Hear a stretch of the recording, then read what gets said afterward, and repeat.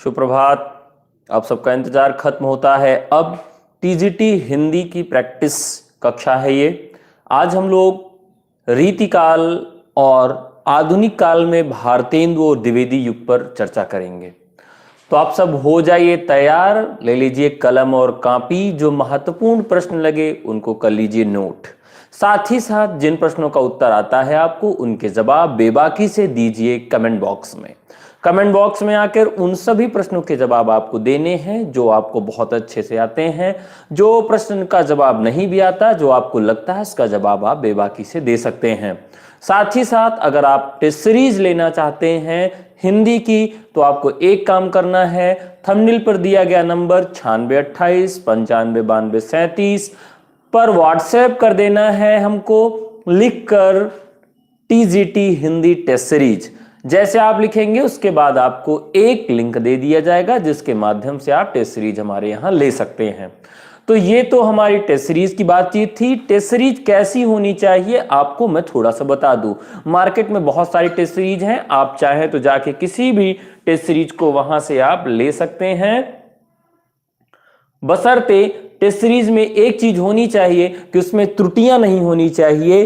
त्रुटियां अगर रहती हैं तो वो आपके उत्तर गलत करवा सकती हैं मुख्य परीक्षा में, इसलिए उसमें त्रुटियां नहीं होनी चाहिए। महत्वपूर्ण प्रश्नों का संकलन होना चाहिए और जिस तरह से परीक्षा का प्रारूप है, आपके पाठ्यक्रम का प्रारूप है, उसके अनुरूप होने चाहिए उसके प्रश्न।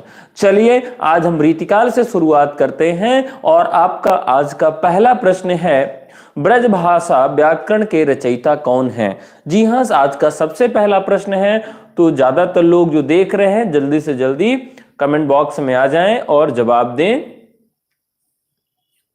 तो पहला प्रश्न है, ब्रजभाषा व्याकरण के रचयिता। ब्रजभाषा व्याकरण के रचयिता,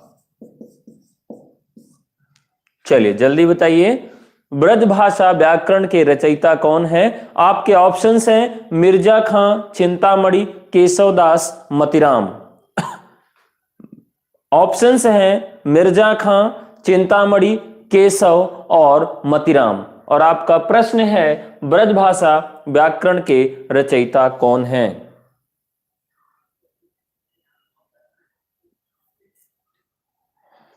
तो सही जवाब है मिर्जा खां। दूसरा प्रश्न है, बिहारी सतसई की भूमिका किसने लिखा है? दूसरा प्रश्न है, बिहारी सतसई की भूमिका किसने लिखा है? ऑप्शंस हैं आपके बिहारी लाल, पद्म सिंह शर्मा, देव, लाला भगवानी दीन। बिहारी सतसई की भूमिका किसने लिखा है? बिहारी लाल, पद्म सिंह शर्मा, लाला भगवानी दीन। नहीं, इसका सही जवाब होगा पद्म सिंह शर्मा। तो पद्म सिंह शर्मा ने बिहारी सतसई की भूमिका लिखी थी। रीति काव्य की भूमिका नामक पुस्तक किसकी है? रीति काव्य की भूमिका नामक पुस्तक किसकी है? Doctor Nagendra, doctor Mahendra Kumar, doctor Puranchand, Acharya Vishwanath. तो ऑप्शन है आपके कि बिहारी सतसई के बाद रीतिकाल या रीति काव्य की भूमिका। प्रश्न है रीति काव्य की भूमिका, रीति काव्य की भूमिका। जी हां, नगेंद्र की पुस्तक है, क्योंकि जो नगेंद्र हैं, नगेंद्र ने अपना काम जो किया है, जो इनका शोध है वह रीति काव्य पर ही है, इसलिए इनकी किताब को अच्छे से अगर आप रीति काव्य पढ़ना चाहते हैं तो इनके हिंदी साहित्य के इतिहास जो इनके द्वारा संपादित है उसको पढ़ सकते हैं। रीतिकाल के अधिकांश कवियों की भाषा क्या थी? रीतिकाल के अधिकांश कवियों की भाषा क्या थी? तो जवाब देना है आपको, रीतिकाल के अधिकांश कवियों की भाषा क्या थी? जी हां, सही जवाब है ब्रजभाषा। अगला प्रश्न है आपका, आर्य सप्तशती किसकी रचना है? आर्य सप्तशती, आर्य सप्तशती किसकी रचना है? आर्य सप्तशती किसकी रचना है? और आपके ऑप्शंस हैं गोवर्धनाचार्य, अमरूक, भानुदत्त और अप्पय दीक्षित। आर्य सप्तशती किसकी रचना है? गोवर्धनाचार्य, अमरूक, भानुदत्त और अप्पय दीक्षित। तो ये रचना है गोवर्धनाचार्य की। चंद्रालोक के रचनाकार कौन है? चंद्रालोक,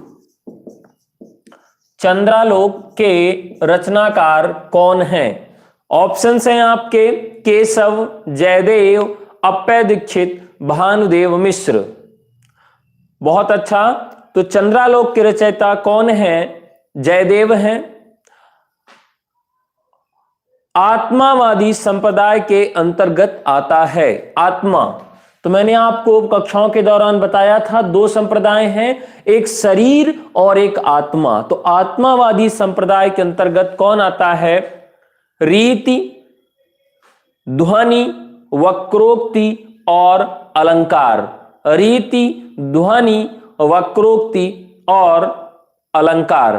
तो आप जानते हैं कि ध्वनि को क्या कहा गया है? रीति गलत है, अलंकार गलत है।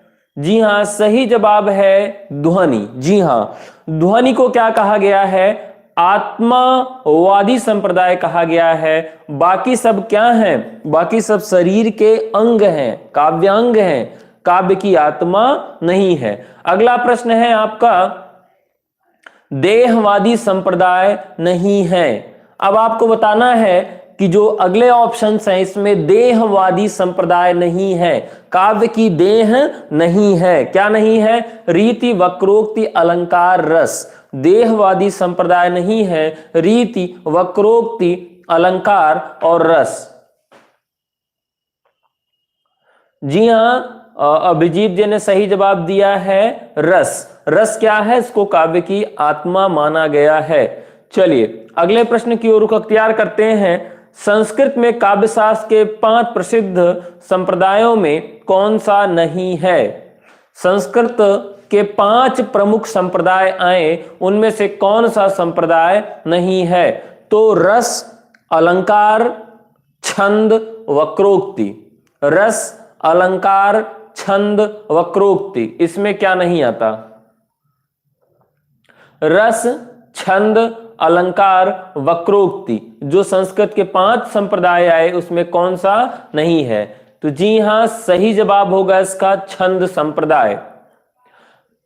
काव्य की रीति सीख्यो सुकविनी सो, किसकी पंक्ति है? काव्य की रीति सीख्यो सुकविनी सो। काव्य की रीति सीखी सुकविनी सो। कहा जा रहा है कि काव्य की रीति जो हमने सीखा है सुकवियों से सीखा है। कुलपति मिश्र, भिखारीदास, केशव, घनानंद, किसकी पंक्ति है? तो ये है काव्य की रीति सीख्यो सुकविनी सो, भिखारीदास की पंक्तियां हैं। भिखारीदास।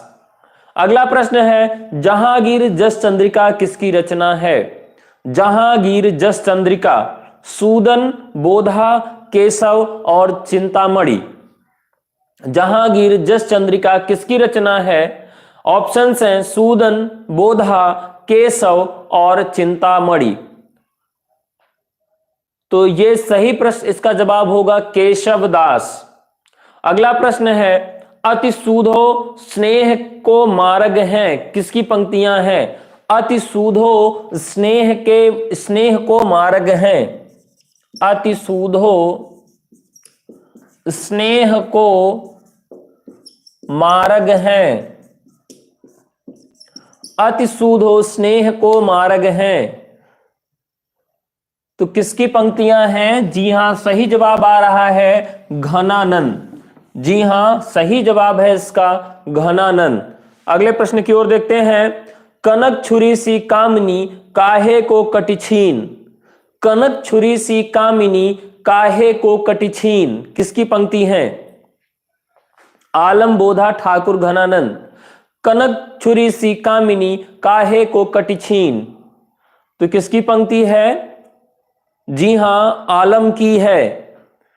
इसके बाद अगले प्रश्न को की ओर देखते हैं। बिहारी की कविता को शक्कर की रोटी किसने कहा? बिहारी की कविता को शक्कर की रोटी तो बिहारी की कविता को शक्कर की रोटी किसने कहा? ऑप्शन पद्म सिंह शर्मा, नंदुलारे वाजपेयी, रामनाथ त्रिपाठी, रामचंद्र शुक्ल। तो पद्म सिंह शर्मा ने बिहारी की कविता को शक्कर की रोटी कहा था। ऋतु वर्णन के लिए रीतिकाल के सबसे प्रसिद्ध कवि कौन हैं? ऋतु वर्णन के लिए रीतिकाल के सबसे प्रसिद्ध कवि कौन हैं? सेनापति, पद्माकर, घनानंद, केशव। जी हां, सही जवाब है सेनापति। रीतिकाल के किस कवि को भक्ति, श्रृंगार और वीर तीनों में बराबर अधिकार है? भक्ति, श्रृंगार और वीर तीनों रसों में बराबर अधिकार किसको है रीतिकाल में? सूदन, भूषण, लाल कवि, पद्माकर। भक्ति, वीर और श्रृंगार कौन से कवि हैं?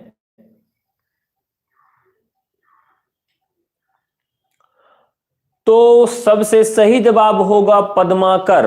पद्माकर के यहां त्योहारों का वर्णन भी बहुत अच्छे से मिलता है।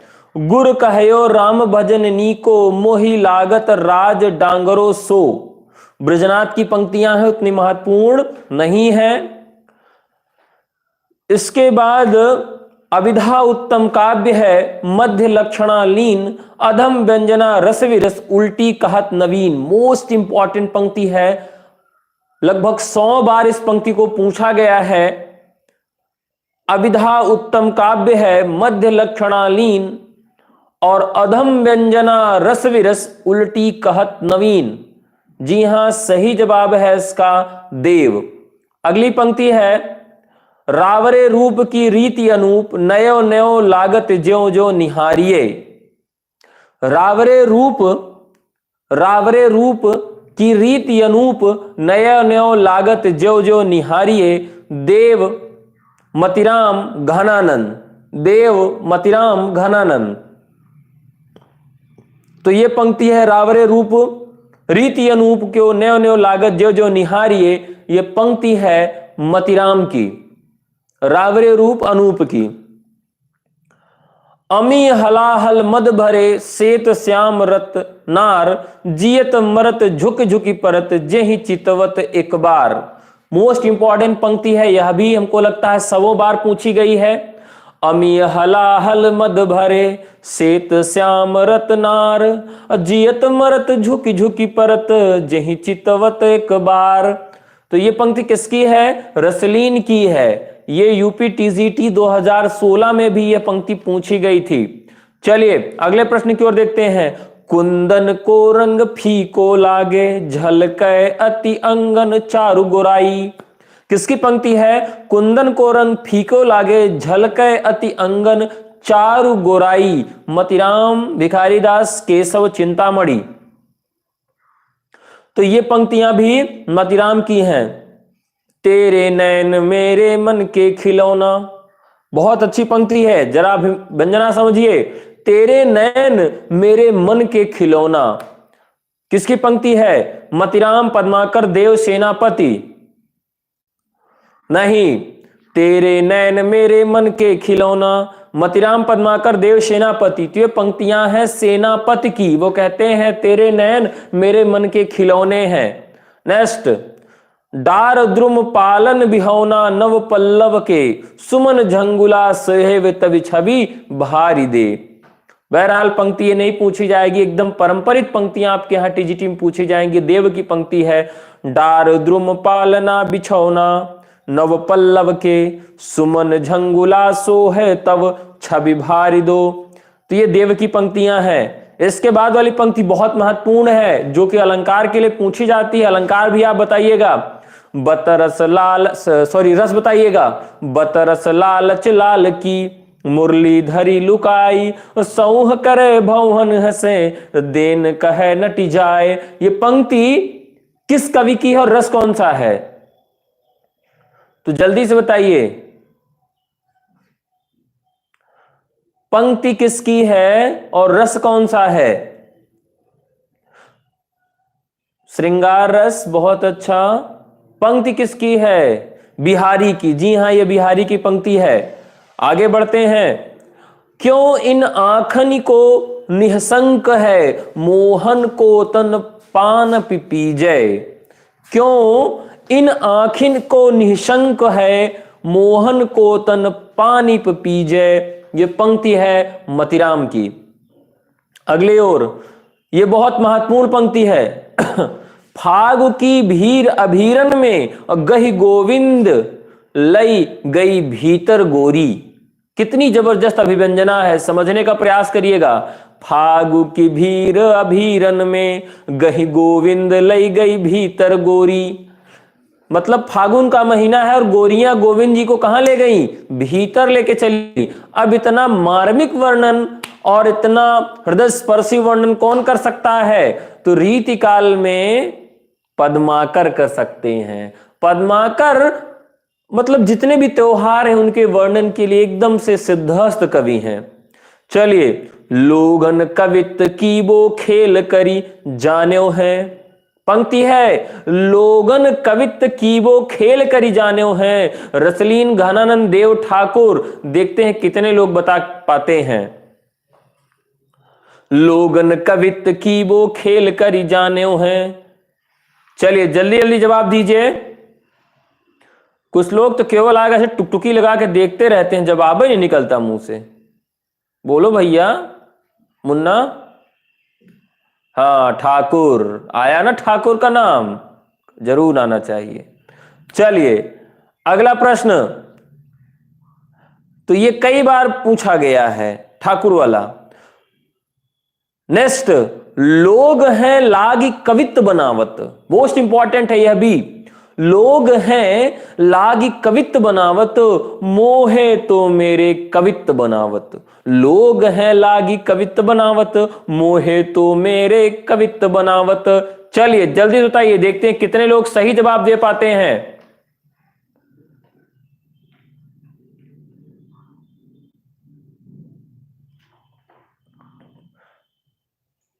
बहुत अच्छा, घनानंद जी हैं। अगले प्रश्न की ओर रुख अख्तियार करेंगे। रिझी हैं सुकवितो कविताई है। रिझी हैं सुकवितो कविताई है। ना ही तो राधिका कन्हाई सुमिरन को बहानो है।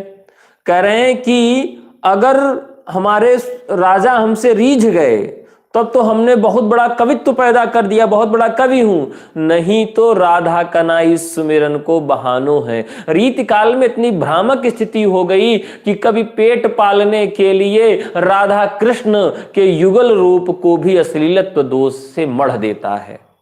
और तर्क क्या देता है कि राजा हमारा इस पंक्ति को पसंद कर लिया, तब तो ये कविताई है। नहीं, इसी बहाने हम राधा कृष्ण का नाम तो ले रहे हैं, भगवान का भजन तो कर ले रहे हैं। दो मुंहे सांप हो गए थे कवि। चलिए बताइए किसकी पंक्ति है। रिझी है सु कवितो कविताई है, किसकी है? अरे भैया केशव की नहीं, हाँ भिखारी दास की है। भिखारी लोग कह रहे हैं इस तरह की बात। किसकी पंक्ति है? भिखारी दास की है। चलिए अगले प्रश्न। वेद में बखानी तीन लोकन को ठुकरानी है। वेद में बखानी तीन लोकन को ठाकुरानी है। किसकी पंक्ति है? सेनापति की पंक्ति है। चलिए आगे।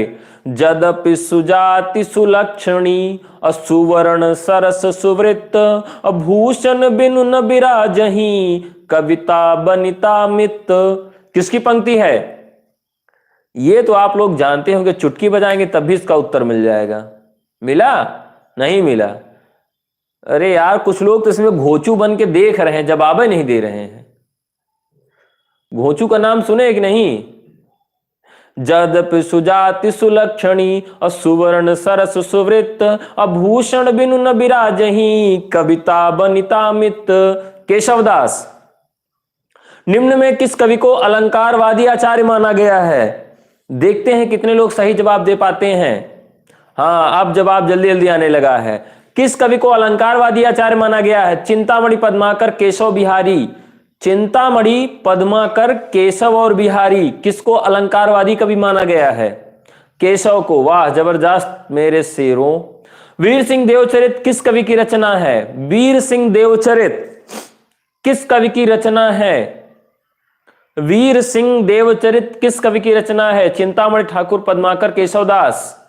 अरे वाह, केशवदास की है वीर सिंह देवचरित। मोस्ट इंपॉर्टेंट, करुणाभरण श्रुतिभरण का संबंध निम्न में किससे है? करुणाभरण श्रुतिभरण का संबंध किससे है? अलंकार, छंद, रस, नायक नायिका, भेद। तो इसका संबंध है अलंकार से। घनानंद किस धारा के कवि हैं? रीतिबद्ध, रीति सिद्ध, रीति मुक्त, भक्ति धारा। घनानंद किस धारा के कवि हैं? रीतिबद्ध, रीति मुक्त, रीति सिद्ध। घनानंद, जल्दी बताओ भैया।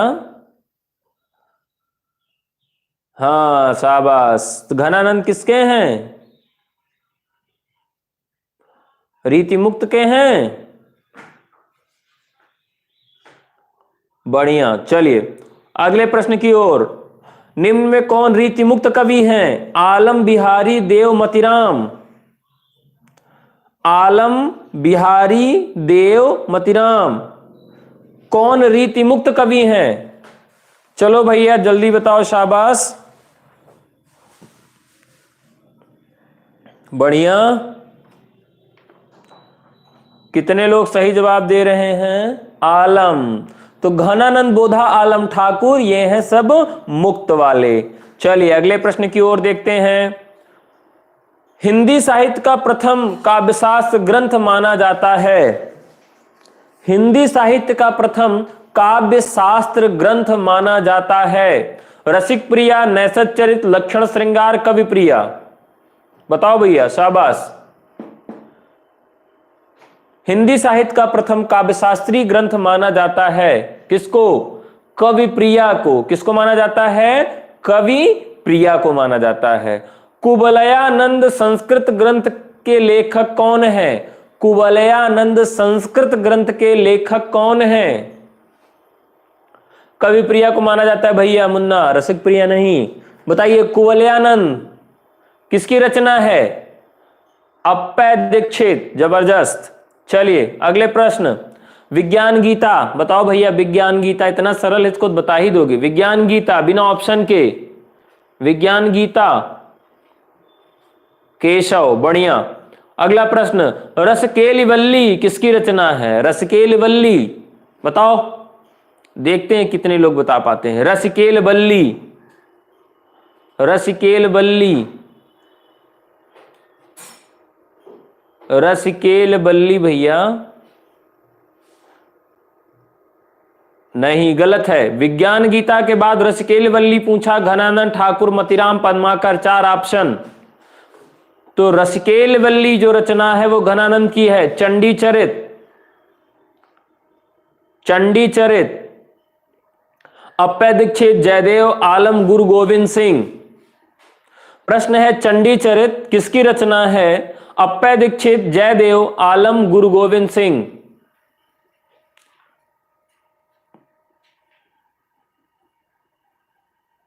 अच्छा, मेरी आवाज बहुत अच्छी है। अच्छा अच्छा ठीक है भैया, लेकिन आप सही जवाब नहीं दे रहे हैं। सही जवाब दीजिए पहले। धन्यवाद। चलिए अगले प्रश्न। हिम्मत बहादुर विरुदावली किसकी रचना है? हिम्मत बहादुर विरुदावली किसकी रचना है? हिम्मत बहादुर विरुदावली पद्माकर की रचना है भैया। हिम्मत बहादुर विरुदावली पद्माकर की रचना है। और चंडी चरित गुरु गोविंद सिंह की रचना थी। ठीक है। कृपा कांड किसकी रचना है? कृपा कांड बोधा, आलम, ठाकुर, घनानंद। कृपा कांड बोधा, आलम, ठाकुर, घनानंद। कृपा कांड बोधा, आलम, ठाकुर, घनानंद। बोधा, आलम, ठाकुर, घनानंद। कृपा कांड किसकी रचना है? हाँ, तो कृपा कांड है घनानंद की रचना। लक्षण श्रृंगार, लक्षण श्रृंगार किसकी रचना है? चिंतामणि बिहारी, आलम, मतीराम। लक्षण श्रृंगार, तो लक्षण श्रृंगार किसकी रचना है? चिंतामणि बिहारी, आलम, मतीराम। लक्षण श्रृंगार। चलिए जल्दी जल्दी बताइए। तो ये है मतीराम की रचना। बहुत अच्छा, सही जवाब। भाव विलास किसकी रचना है? देव बिहारी पद्माकर केशवदास। भाव विलास किसकी रचना है? भाव विलास, भाव विलास किसकी रचना है? भाव विलास भवानी विलास। विलास लगा है तो कौन होगा? देव होंगे। देव माया प्रपंच किसका नाटक है? देव माया प्रपंच। तो देव लगा है नाम के सामने तो देव ही होंगे, उसमें कौन सी बड़ी बात है। प्रबोध चंद्रोदय नाटक किसका है? प्रबोध चंद्रोदय, आलमदेव जसवंत सिंह मतीराम। प्रबोध चंद्रोदय, प्रबोध चंद्रोदय। तो प्रबोध हो रहा है किससे? जसवंत सिंह से। भाषा भूषण किसकी रचना है? भाषा भूषण। तो प्रबोध चंद्रोदय और भाषा भूषण दोनों रचनाएं किसकी हैं? जसवंत सिंह की हैं। ठीक है। गंगा लहरी किसकी रचना है? गंगा लहरी पद्माकर मतीराम मंडन मिश्र ग्वाल कवि। गंगा लहरी, गंगा लहरी किसकी रचना है? जल्दी से जवाब दीजिए। गंगा लहरी कई बार पूछी गई रचना है। जी हां, सही जवाब है पद्माकर। यमुना लहरी किसकी रचना है? तो गंगा लहरी तो पद्माकर की हो गई, यमुना लहरी किसकी रचना है? तो यमुना के किनारे कौन सबसे ज्यादा जाता था? ग्वाल बाल जाते थे ना, तो इसलिए यमुना लहरी किसकी रचना है? ग्वाल कवि की है। ठीक है। आगे का प्रश्न, द्रोण पर्व, द्रोण पर्व किसकी रचना है? द्रोण पर्व लाल देव कुलपति मिश्र पद्माकर। द्रोण पर्व किसकी रचना है? लाल देव कुलपति पद्माकर। तो द्रोणाचार्य कौन थे? कुलपति थे। कुलपति का मतलब क्या है? जो अपने अंडर में 1000 छात्रों को पढ़ाए और उनका ध्यान रखे, उसको संस्कृत में कुलपति कहा गया है। तो कम से कम 1000 छात्र। अब यहां पर कुलपति कौन है? द्रोण है। तो कुलपति मिश्र द्रोण उनकी रचना है। ठीक है।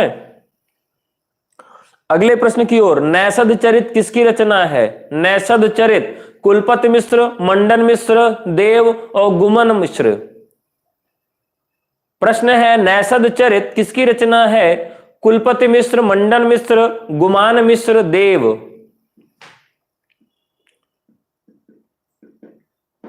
तो यह रचना है नैषध चरित गुमान मिश्र की। किसकी रचना है? गुमान मिश्र की। प्रबोध पचासा किसकी रचना है? प्रबोध पचासा, प्रबोध पचासा पद्माकर, चिंतामणि, मतीराम और केशवदास। प्रबोध पचासा पद्माकर, चिंतामणि, मतीराम और केशवदास। तो प्रबोध पचासा रचना आपकी है पद्माकर की। पास है प्रबोध और पास है पद्माकर। ठीक है। छत्रसाल दशक किसकी रचना है? देवभूषण, बोधा और बिहारी। छत्रसाल दशक किसकी रचना है? देव, भूषण, बोधा और बिहारी। जी बहुत सही जवाब है। छत्रसाल दशक भूषण की रचना है। काव्य कल्पद्रुम किसकी रचना है? काव्य कल्पद्रुम किसकी रचना है?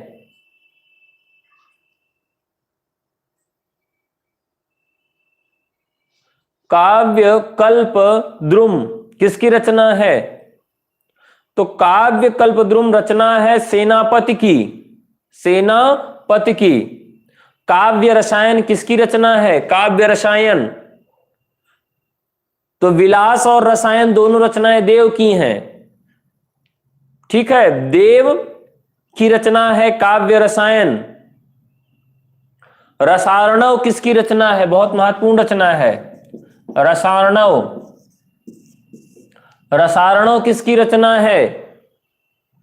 तो ये है सुखदेव मिश्र की। सुखदेव मिश्र रसार्णव, रसार्णव सुखदेव मिश्र। सुधानिधि किसकी रचना है? सुधानिधि, सुधानिधि किसकी रचना है? तो सुधानिधि किसकी रचना है? गोविंद सिंह, आलम, बोधा और तोष। गोविंद सिंह, बोधा, आलम और तोष किसकी रचना है? तोष की रचना है सुधा निधि। ठीक है, अगले प्रश्न की ओर। कवित्त रत्नाकर किसकी रचना है? कवित्त रत्नाकर, बहुत महत्वपूर्ण प्रश्न है ये। कवित्त रत्नाकर, कवित्त रत्नाकर किसकी रचना है? चिंतामणि सेनापति देव पद्माकर। कवित्त रत्नाकर चिंतामणि सेनापति देव पद्माकर। तो कवित्त रत्नाकर सेनापति की रचना है। किसकी रचना है? सेनापति की। इश्कनामा किसकी रचना है? मोस्ट इंपॉर्टेंट रचना इश्कनामा, आलम बोधा ठाकुर सूदन। इश्कनामा, इश्कनामा और इश्कलता मिलती जुलती रचना, इसलिए खूब पूछा जाता है। तो इश्कनामा किसकी रचना है? आलम ठाकुर बोधा सूदन। इश्कनामा किसकी रचना है? जल्दी से बताएं। सभी लोग सही जवाब नहीं दे रहे हैं।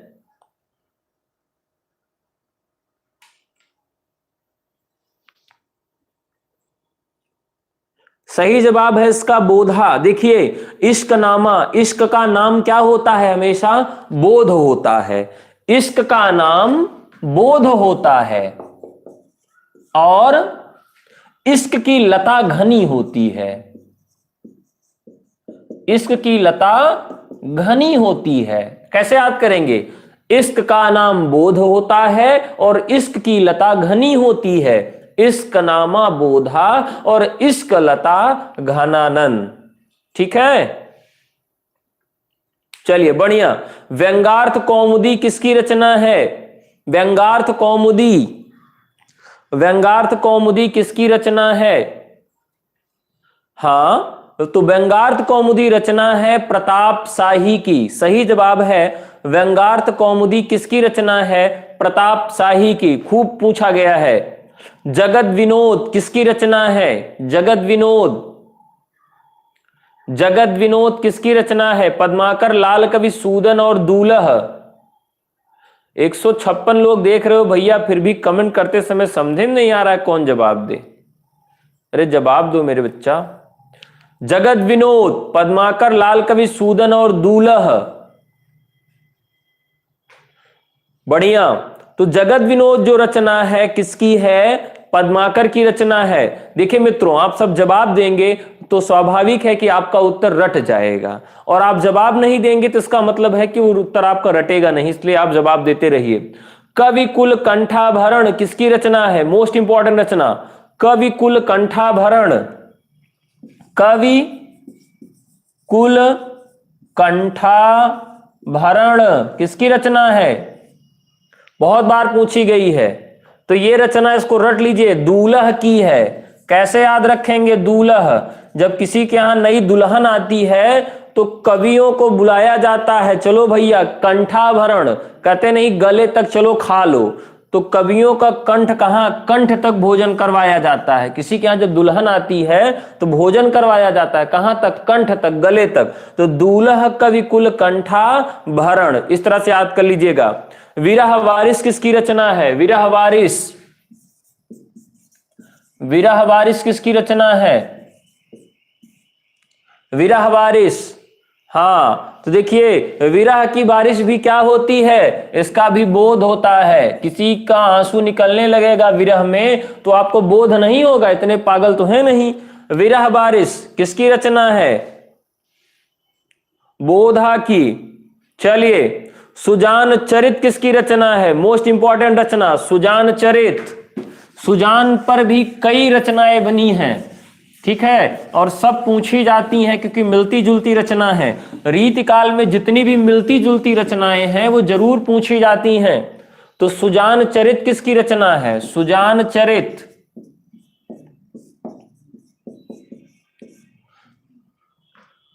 सुजान चरित किसकी रचना है? तो एक नीरज शर्मा लिखे हैं सूडान की। सूडान नहीं भैया, सूदन। सूडान तो देश का नाम है, सूदन की रचना है। देखिए इसको कैसे याद करेंगे?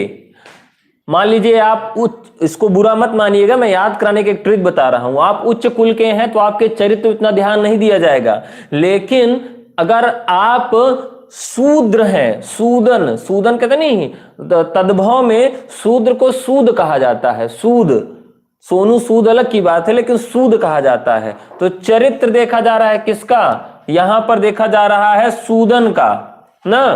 तो सुजान, सुजान की जो रचना है, सुजान की जो रचना है इसका नाम क्या है, सूदन है, ठीक है।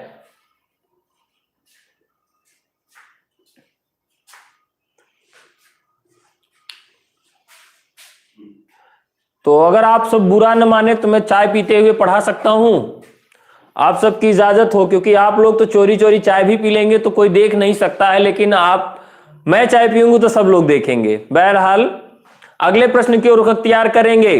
काव्य निर्णय किसकी रचना है, कैसे याद करेंगे, आजकल काव्य का निर्णय कौन करता है, भिखारी करते हैं। काव्य निर्णय किसकी रचना है, भिखारी दास। काव्य निर्णय कौन कर रहा है, भिखारी।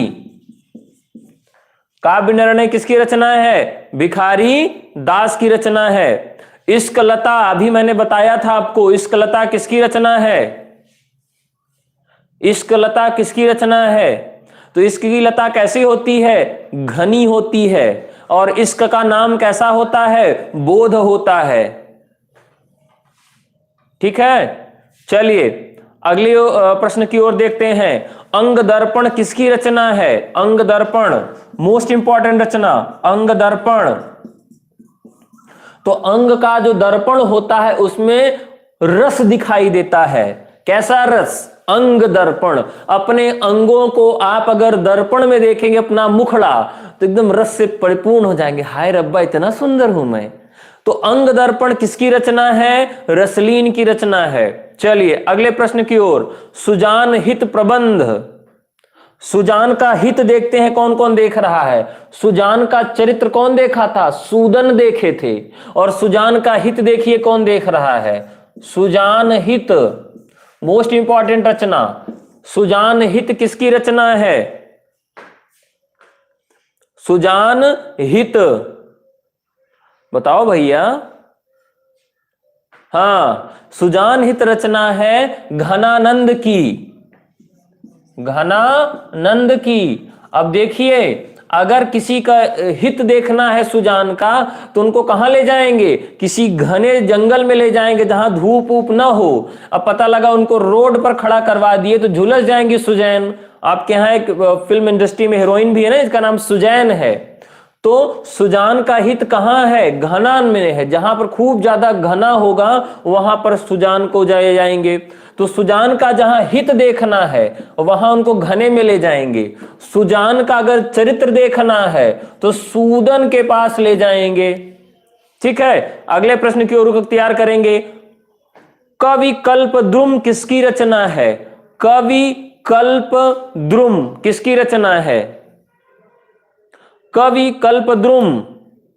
तो यह है रचना श्रीपति की रचना है, किसकी रचना है, श्रीपति की रचना है। विनय शतक किसकी रचना है, विनय शतक, विनय शतक, विनय शतक किसकी रचना है। चलिए जल्दी जल्दी बताइए भैया, इतना लोग देर काहे करते हैं। तो विनय शतक किसकी रचना है, तोष की रचना है। रसराज, मोस्ट इंपॉर्टेंट क्वेश्चन, रसराज, रसराज ललित ललाम, रसराज और ललित ललाम किसकी रचना है, जी हां, तो ललाम और मतिराम दोनों एक जैसे लग रहा है। चलिए अगले प्रश्न की ओर बढ़ते हैं। सुजान विनोद, सुजान विनोद किसकी रचना है। हम लोगों ने देखा सुजान हित को, अब देखेंगे सुजान के साथ विनोद कौन कर रहा है। पहले हमने देखा कि सुजान का चरित्र कौन देख रहा था, सूदन देखे। सुजान का हित कौन देख रहा है, घनानंद देखे। और सुजान के साथ विनोद कौन कर रहा है, सुजान विनोद। कैसे याद रखेंगे, देखो भैया, विनोद कौन कर सकता है, मनुष्य तो कर ही नहीं सकते हैं, भगवान करते हैं। कौन, देव। तो सबसे बड़ा सीसीटीवी कैमरा कहां है? ऊपर है। लोग कहते नहीं भगवान देख रहा होगा, इसलिए आप कमरे में भी कुछ करिए, कहीं भी कुछ करिए, कौन देख रहा है? देव देख रहे हैं। इसलिए सुजान के साथ विनोद कौन कर सकता है? केवल देव कर सकते हैं। ठीक है, तो सुजान, विनोद।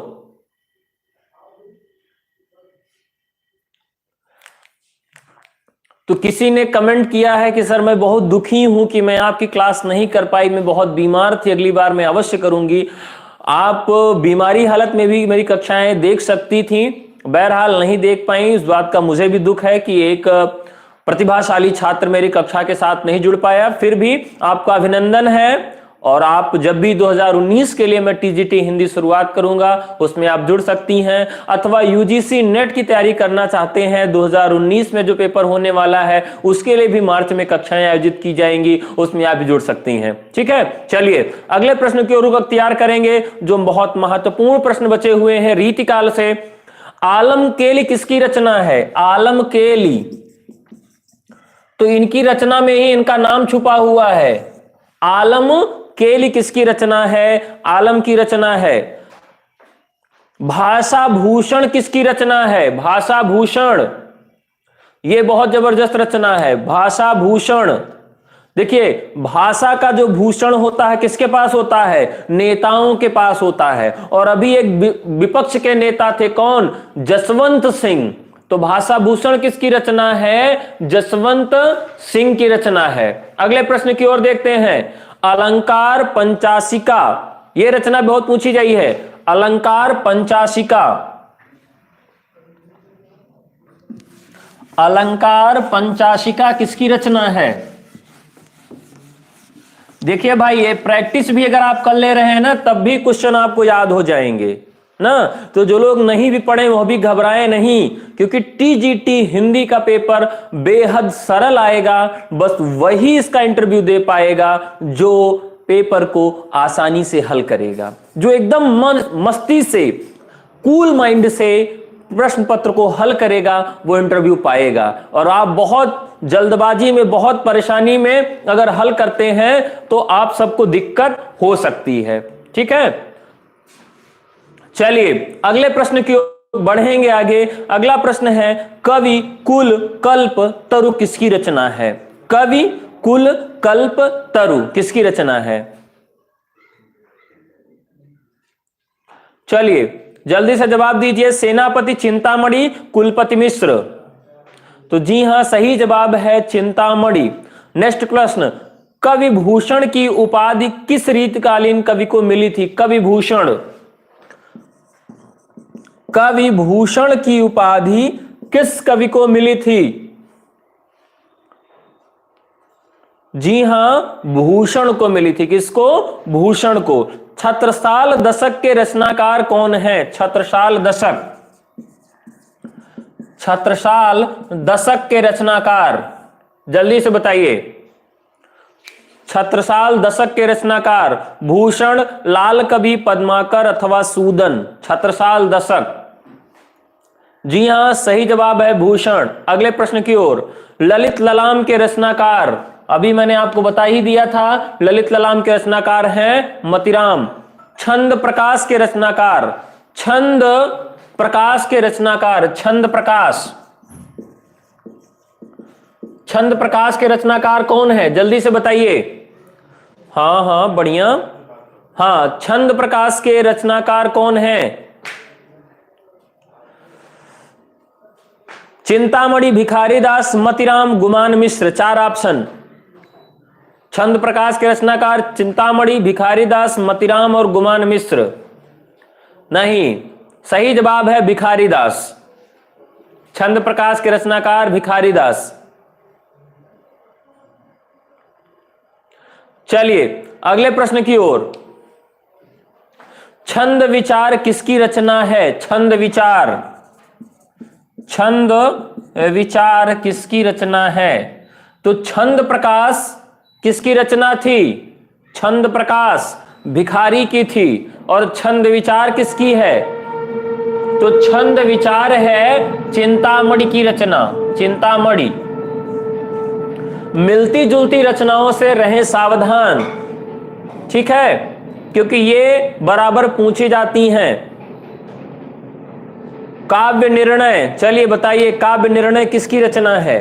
काव्य निर्णय किसकी रचना है? काव्य निर्णय किसकी रचना है? काव्य निर्णय, जी हां, इसका सही जवाब होगा काव्य का निर्णय आजकल कौन कर रहा है? भिखारी लोग कर रहे हैं, भिखारी दास। ये जो प्रश्न है बहुत ही जबरदस्त प्रश्न है और हो सकता है इस बार पूछा जाए, जो अभी पूछने जा रहा हूं। तुलसी गंग दुओ भय सुकविन के सरदार, तुलसी गंग दुओ भय सुकविन के सरदार, ये पंक्तियां किसकी हैं? इनके काव्यन में मिली भाषा विविध प्रकार। तुलसी गंग दुओ भय सुकविन के सरदार, इनके काव्यन में मिली भाषा विविध प्रकार, किसकी पंक्तियां हैं? तुलसीदास, भिखारीदास, गंग कवि और नाभादास। तो भैया तुलसी गंग भय दुख, सरदार से कौन डरेगा? भिखारी डरेंगे। ठीक है, तो तुलसी गंग दुओ भय सुकविन के सरदार किसकी पंक्तियां हैं? भिखारी दास की पंक्तियां हैं। चलिए भैया अब एक कथन पूछ लेते हैं आपसे। ठीक है, कथन पूछ लेते हैं, कथन आपको बताना है। इसमें संदेह नहीं कि काव्य रीति का सम्यक समावेश पहले पहल आचार्य केशव ने ही किया, पर हिंदी में रीत ग्रंथों की अविरल और अखंडित परंपरा का प्रवाह केशव की कवि प्रिया में प्रायः 50 वर्ष पीछे चला और वह एक भिन्न आदर्श को लेकर, केशव के आदर्श को लेकर नहीं। किसकी पंक्तियां हैं? तो आप जानते हैं कि रीति काल में केशव के पीछे हाथ धोकर कौन पीछे पड़ा था? आचार्य रामचंद्र शुक्ल। ठीक है, श्रृंगार सागर के रचयिता कौन है? श्रृंगार सागर के रचयिता कौन है? तो श्रृंगार सागर के रचयिता हैं मतिराम। ठीक है, केशव को कठिन काव्य का प्रेत किसने कहा? ये सब आप जानते ही हैं, रामचंद्र शुक्ल। रीति की अविरल परंपरा किस कवि से मानी जाती है? रीति की अविरल परंपरा, रीति की अविरल परंपरा किस कवि से मानी जाती है? तो रीति की अविरल परंपरा चिंतामणि से मानी जाती है। किससे? चिंतामणि से। अगला प्रश्न, उत्तर मध्यकाल को श्रृंगार काल किसने कहा? बहुत अच्छा प्रश्न है, सरल भी है, सभी लोग जवाब जानते होंगे। उत्तर मध्यकाल को श्रृंगार काल किसने कहा? चलिए बताइए। उत्तर मध्यकाल को श्रृंगार काल किसने कहा?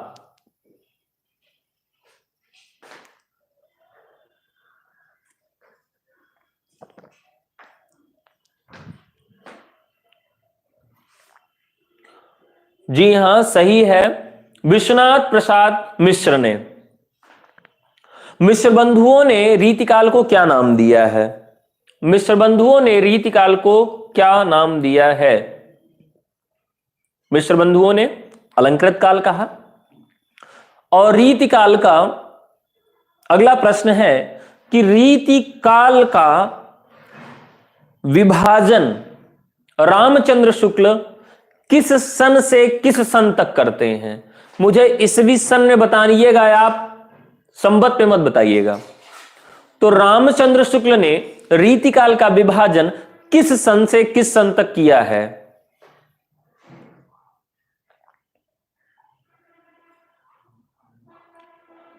बताइए बताइए, डेट बताइए भैया। शाबाश, कोई जवाब नहीं आया अभी तक। तो 1868 से 93, और कोई जवाब? 17 से 1900। यार क्यों जवाब दे रहे हो भैया? मैंने कहा संवत में नहीं बताना है। ये क्वेश्चन अक्सर आप लोग गलत कर देते हैं। वो 1700 1900 से संवत है, उसको ईसवी सन में बता के जवाब दीजिए। चंद्रा प्रभा सिंह जी, आप गलत बता रहे हैं भैया। इसका ईसवी में बनाना सीखो ना। जब तक ईसवी में आप बनाना नहीं सीखोगे तब तक क्वेश्चन गलत कर दोगे। ऑप्शन में दिया रहेगा ईसवी में, और अगर चारों ऑप्शन में संवत दिया तो आप संवत लगा के चले आएंगे। 1643 से 1843। किसने जवाब दिया है? ये राजेश्वरी देवी जी ने। बहुत अच्छा, सही जवाब दिया आपने। सत्यम जी ने सही जवाब दिया है और अब लोग सही जवाब दे रहे हैं। सही है। देखिए, कभी भी इस तरह का प्रश्न पूछा जाए तो सबसे पहले देखिए कि संबत पूछा है, किसवी पूछा है, क्योंकि आप कंफ्यूजन में और जल्दबाजी में कई बार वो संबत पूछा इसवी लगा दिए, इसवी पूछा तो संबत लगा दिए। इस तरह की गलतियां आप सब मत किया करिए। अब ये बताइए, रीति निरूपण के अंतिम कवि कौन माने जाते हैं? रीति निरूपण के अंतिम कवि कौन माने जाते हैं? रीतिकाल का आखिरी प्रश्न, रीति निरूपण के अंतिम कवि कौन माने जाते हैं? किसने जवाब दिया? राधे सिंह जी ने सही जवाब दिया है पद्माकर को। जी हां, रीति काव्य के अंतिम कवि, जो रीति परिपाटी के जो अंतिम कवि हैं, वो पद्माकर जी हैं। ठीक है, तो ये तो रहा मित्रों आज रीतिकाल का वर्णन। अब चलिए हम लोग चलते हैं किसी दूसरे काल की ओर, अर्थात चलेंगे हम सब अब भारतेंदु काल की ओर। और आप जानते हैं कि नई धारा प्रथम उत्थान किस काल को कहा गया है और किसने कहा है? नई धारा प्रथम उत्थान किस काल को कहा गया है और किसने कहा है? आप जल्दी से बताइए। जी हां, लक्षण रीता त्रिवेदी जी ने सही जवाब दिया। मेरे प्रश्न पूछने का आचार्य भी यही था। आचार्यों के अनुसार भिखारी दास तो हैं, परंतु जब रीति ग्रंथों के अनुसार, लक्षण ग्रंथों के अनुसार, रीति परिपाटी के अनुसार पूछेगा तो पद्माकर हैं। बताइए भैया, जो नई धारा प्रथम उत्थान है, इसका समय बताना है आपको। इस भी नई धारा प्रथम उत्थान का समय क्या रखा है आचार्य रामचंद्र शुक्ल ने? समय बताइए, डेट। नई धारा प्रथम उत्थान, समय बताना है आप सबको।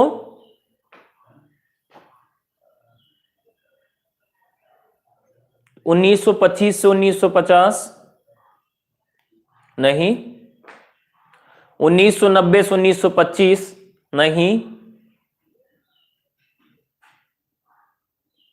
1850 से 1885 शुक्ल के अनुसार। चलिए, बढ़िया है। चलिए अब हम लोग प्रश्नों की ओर अपना रुख अख्तियार करते हैं। भारतेंदु युग को रामविलास शर्मा ने क्या नाम दिया है? भारतेंदु युग को रामविलास शर्मा ने क्या नाम दिया है? जल्दी से जवाब दें।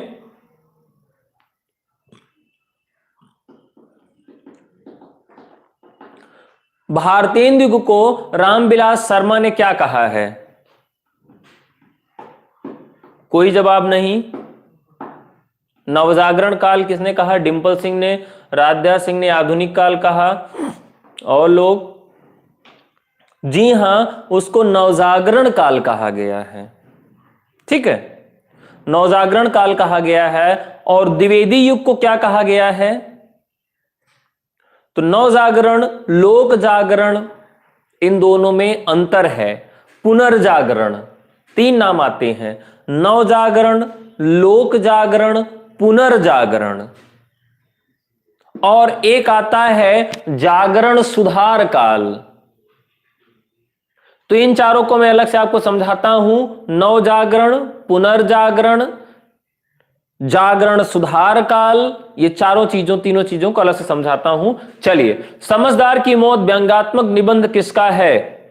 समझदार की मौत, समझदार की मौत, समझदार की मौत व्यंग्यात्मक निबंध किसका है? तो जल्दी से बताइए। भारतेंदु हरिश्चंद्र, प्रताप नारायण मिश्र, बाल मुकुंद गुप्त, बालकृष्ण भट्ट। देखते हैं कितना जल्दी कौन जवाब देता है। तो आपको एकदम तन्मयता से और खूब जल्दी जवाब देना है। ठीक है? जी हां, सही जवाब है प्रताप नारायण मिश्र।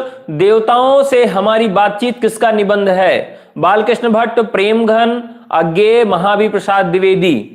देवताओं से हमारी बातचीत किसका निबंध है? देवताओं से हमारी बातचीत बालकृष्ण भट्ट, प्रेमघन, अज्ञेय, महावीर प्रसाद द्विवेदी। तो देवताओं से हमारी बातचीत बालकृष्ण भट्ट का निबंध है। ठीक है। देश दशा नाटक के रचनाकार कौन हैं? देश दशा नाटक के रचनाकार कौन हैं? भारतेंदु, गोपाल राम गहमरी, मेहता लज्जाराम शर्मा और प्रेमचंद। देश दशा नामक नाटक के रचनाकार कौन हैं? देश दशा भारतेंदु, गोपाल राम गहमरी, लज्जाराम शर्मा, प्रेमचंद। तो सरिता जी ने सही जवाब दिया है गोपाल राम गहमरी। अमर सिंह राठौर किसका ऐतिहासिक नाटक है?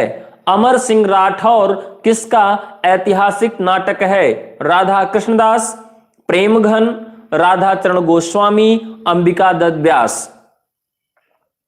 प्रश्न है अमर सिंह राठौर किसका ऐतिहासिक नाटक है? राधा कृष्णदास, प्रेमघन, राधाचरण गोस्वामी, अंबिका दत्त व्यास। किसका है? राधाचरण गोस्वामी। जी हां, सही जवाब है।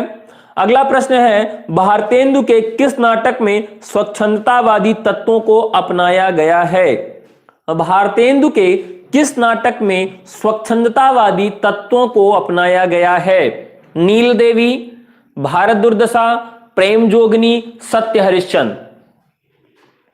भारतेंदु के किस निबंध में स्वच्छंदतावादी तत्वों को अपनाया गया है? नील देवी, भारत दुर्दशा, प्रेम जोगनी, सत्य हरिश्चंद्र। तो जी हां, सही जवाब है इसका नील देवी। अगला प्रश्न है चंद छंद वर्णन की महिमा की भाषा क्या है? मोस्ट इंपॉर्टेंट प्रश्न है ये। चंद छंद वर्णन की महिमा की भाषा आपको बताना है। ये तो आप सबको पता ही होना चाहिए। चंद छंद वर्णन की महिमा की भाषा क्या है? भाई जल्दी बताओ। अवधि, खड़ी बोली, ब्रज भाषा, डिंगल। अवधि, खड़ी बोली। जी हां, सही बात है। तो कवि गंग द्वारा जो रचित रचना है ये खड़ी बोली में लिखी गई रचना है। मेघदूत का खड़ी बोली में अनुवाद किसने किया? मेघदूत का खड़ी बोली में अनुवाद किसने किया? मिश्रबंधु, भारतेंदु, कालिदास, राजा लक्ष्मण सिंह। मेघदूत का खड़ी बोली में हिंदी अनुवाद किसने किया? मिश्रबंधु, भारतेंदु, कालिदास और राजा लक्ष्मण सिंह। हां, तो राजा लक्ष्मण सिंह ने इसका खड़ी बोली में अनुवाद किया था। सिखों का उदय और अस्त किसकी रचना है? सिखों का उदय और अस्त। सिखों का उदय एवं अस्त किसकी रचना है? सिखों का उदय एवं अस्त किसकी रचना है? हां, इसका सही जवाब क्या होगा? राजा शिव प्रसाद सितारे हिंद, राजा लक्ष्मण सिंह, महावीर प्रसाद द्विवेदी और हरिऔध। सही जवाब है राजा शिव प्रसाद सितारे हिंद, सिखों का उदय। नेक्स्ट प्रश्न है रेल का विकट खेल किसका नाटक है? रेल का विकट खेल राजा लक्ष्मण सिंह, प्रेमघन, बालकृष्ण भट्ट, अंबिका दत्त व्यास।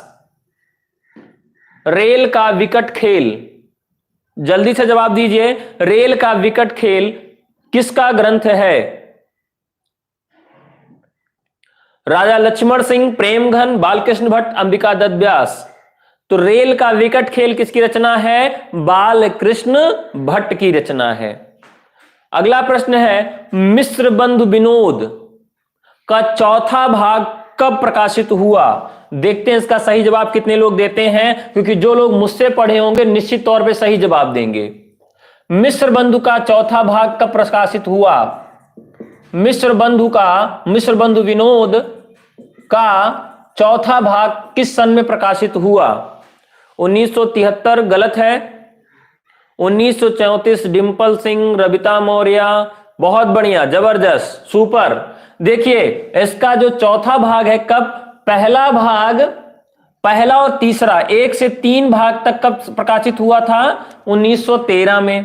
पहला और तीसरा मिला के 1913 में। और जो इसका चौथा भाग है कब, तो 3 1 4 और ये 3 34, 1934 में।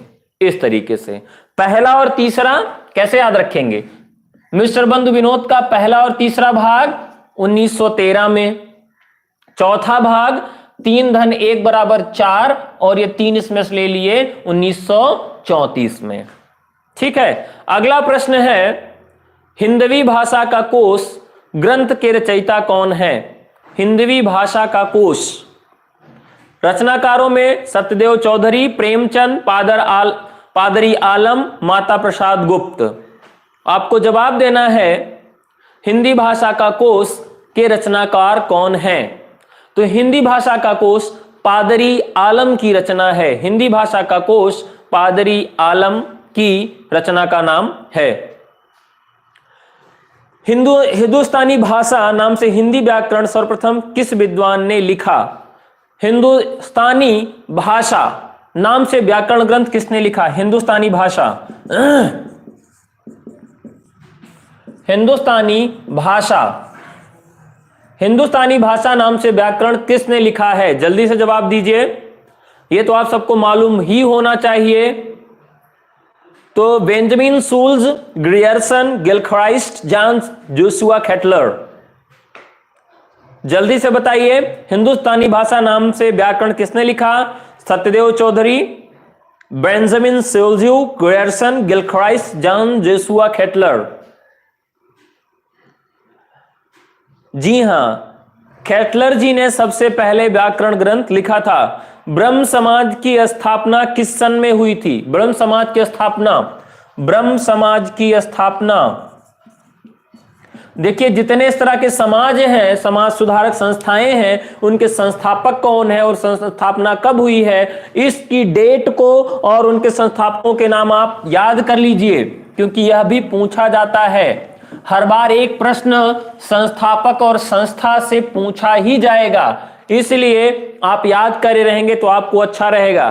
तो कब हुई थी, जी हां, इसका सही जवाब होना चाहिए 1930, 1950, 1828, 1920।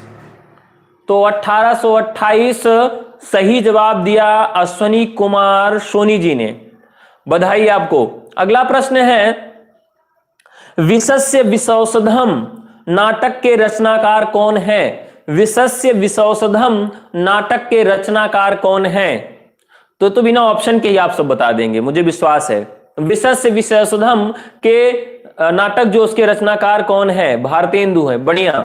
अगला प्रश्न है, निस्सहाय हिंदू किस प्रकार का उपन्यास है। रोमानी, सामाजिक, जासूसी, धार्मिक। प्रश्न फिर से दोहराऊंगा, निस्सहाय हिंदू किस प्रकार का नाटक है। जासूसी है, सामाजिक है, अथवा रोमानी है, धार्मिक है। निस्सहाय हिंदू सही जवाब है इसका, यह सामाजिक तरह का नाटक है। रानी केतकी की कहानी के रचनाकार कौन है, ये तो आप बता ही देंगे। रानी केतकी की कहानी के रचनाकार कौन है। रानी केतकी की कहानी, हाँ हाँ जल्दी बताएं।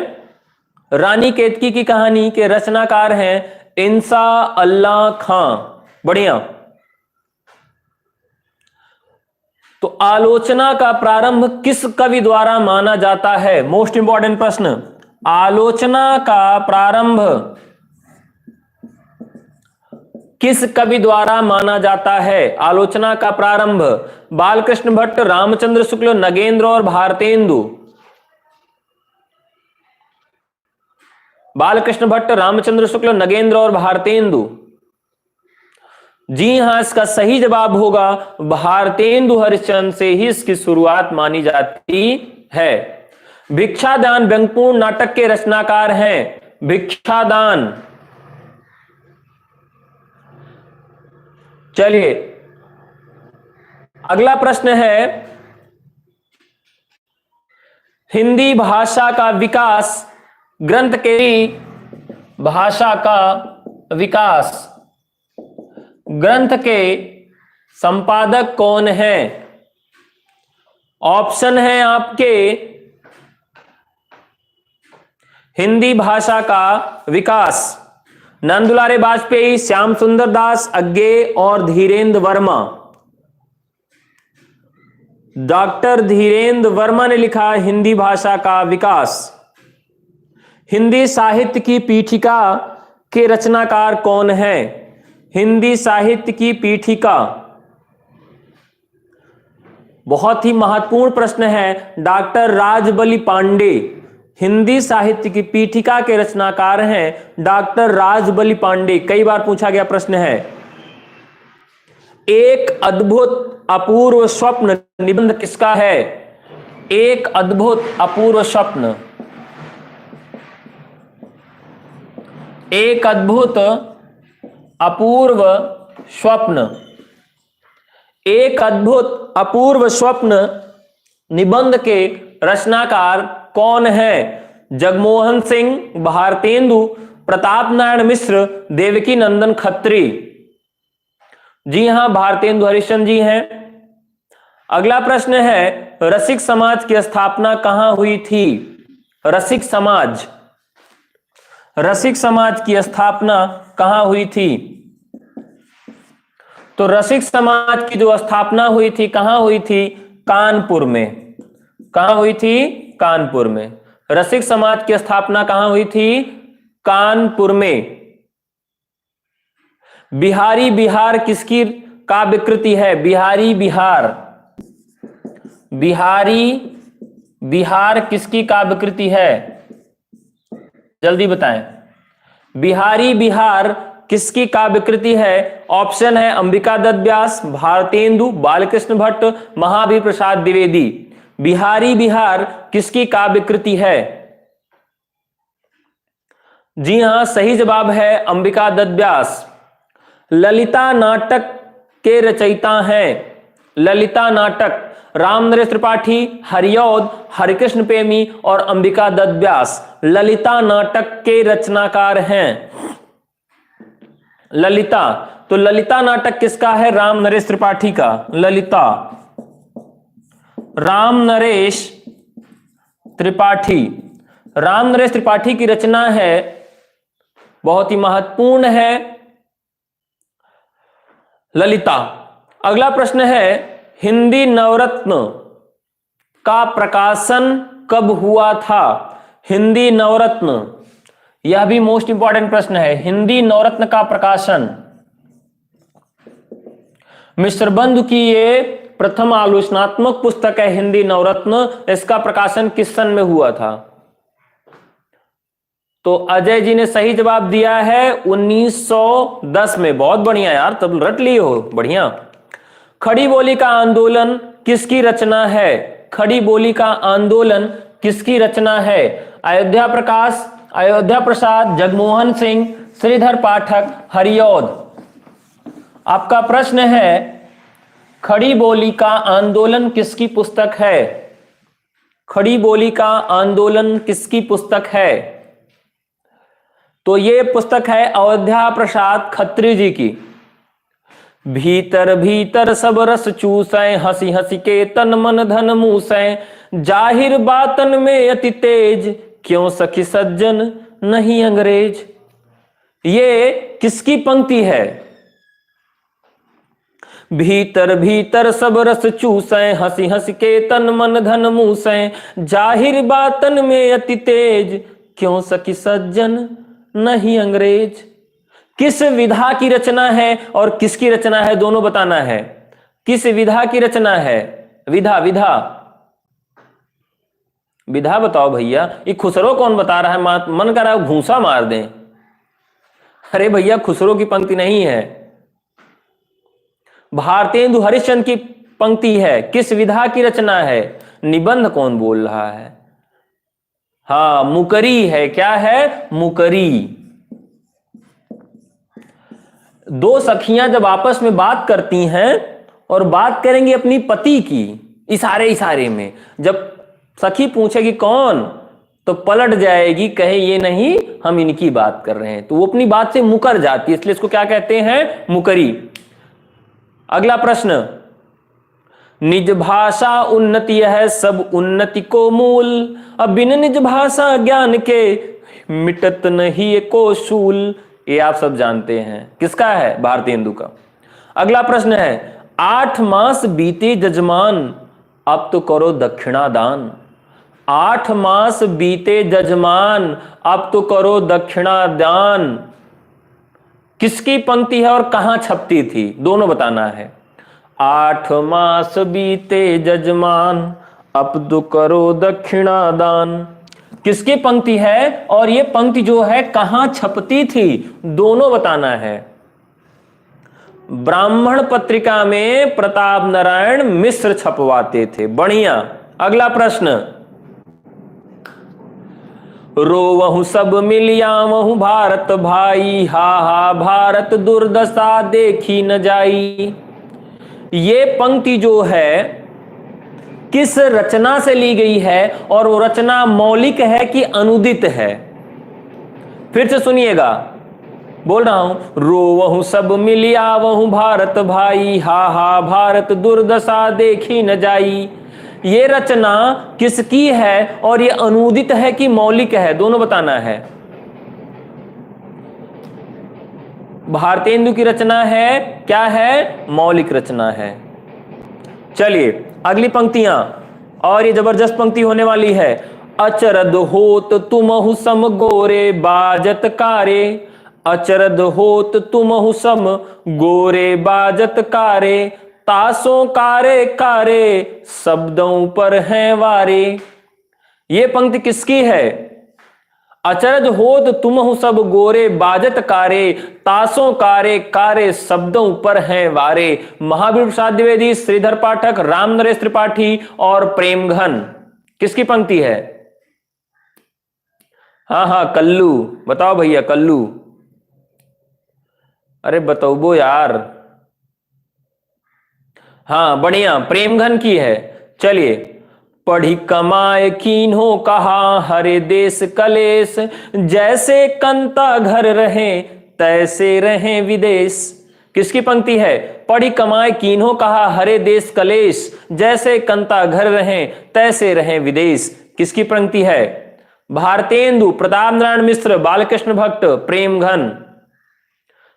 तो देव जी ने जब सही जवाब दिया है प्रताप नारायण मिश्र। बढ़िया भैया, अच्छा लगा रहे हो जवाब। राधाचरण गोस्वामी का भारतेंदु पत्र कहां से निकलता था? ये बता दियो तो जानी हम फिर। चलो बताओ अब, राधाचरण गोस्वामी का भारतेंदु पत्र कहां से निकलता था? वृंदावन, हरिद्वार, मथुरा और बनारस। लो बताओ, राधाचरण गोस्वामी का भारतेंदु पत्र। ले भाई, पलट गए हो ना? अरे वाह, सही जवाब वृंदावन। बहुत अच्छा, सही जवाब है। राधाचरण गोस्वामी का जो भारतेंदु पत्र निकलता था, कहां से निकलता था? वृंदावन से निकलता था। आनंद कादंबरी पत्रिका जो थी, इसका प्रकाशन क्षेत्र कहां था? आनंद कादंबरी पत्रिका। बिना ऑप्शन के जवाब मारो भाई। चलो शाबाश, लोड करो। हाँ मिर्जापुर, जबरदस्त। बंगदूत के संपादक कौन थे? जल्दी से लोड करके मारो। बंगदूत के संपादक बालकृष्ण भट्ट, राजा राम मोहन राय, सुभाष चंद्र बोस, महात्मा गांधी। बंगदूत राजा राम मोहन राय। बढ़िया। खड़ी बोली को साधु भाषा किसने कहा? आप बताओ जानी, जल्दी बताओ भाई। खड़ी बोली को साधु भाषा किसने कहा था? भारतेंदु, राम प्रसाद निरंजनी, सदल मिश्र, बाल मुकुंद गोप। बताओ अब, खड़ी बोली को साधु भाषा किसने कहा था? अब बताओ यार, इतने लोग देख रहे हो, बोलने के लिए किसी का मुंह नहीं खुल रहा है। अरे जवाब दो भैया।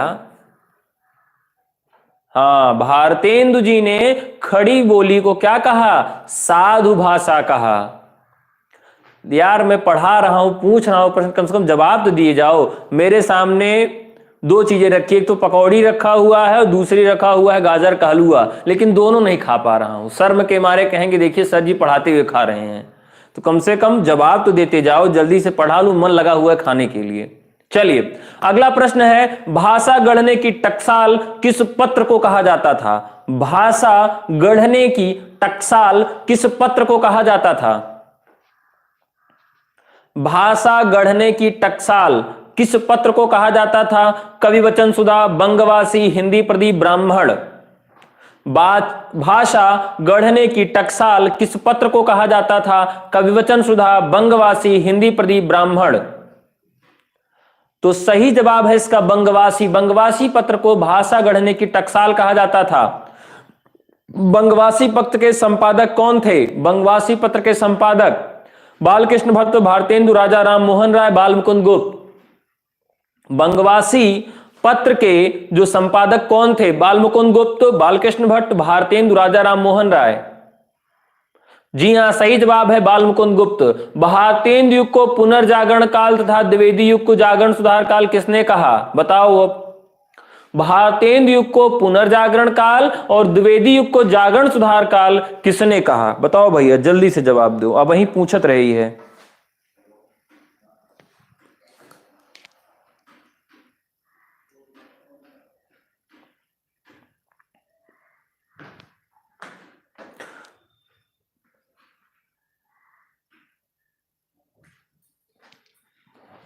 चलो भैया जल्दी जल्दी जवाब दो। हाँ भाई, नगेंद्र ने कहा था। नगेंद्र जी ने जब अपना काल विभाजन किया संपादित पुस्तक में, तो उन्होंने इसका नामकरण इस रूप में किया था। चलिए अगले प्रश्न। आधुनिक काल को नवीन काल किसने कहा था? अब बताओ। आधुनिक काल को नवीन काल, आधुनिक काल को नवीन काल,